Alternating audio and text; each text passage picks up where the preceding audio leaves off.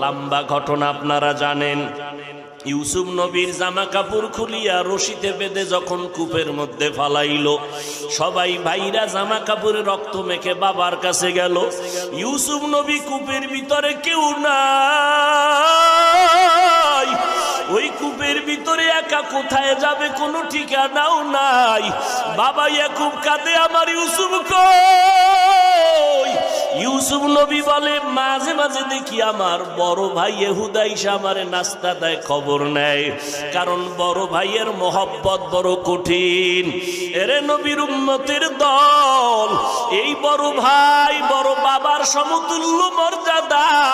আজকে যারা বড় ভাইয়ের সাথে খারাপ আচরণ করো, কিয়ামতের ময়দান ওই ভাই ভাইকে ভুলিয়া যাবে।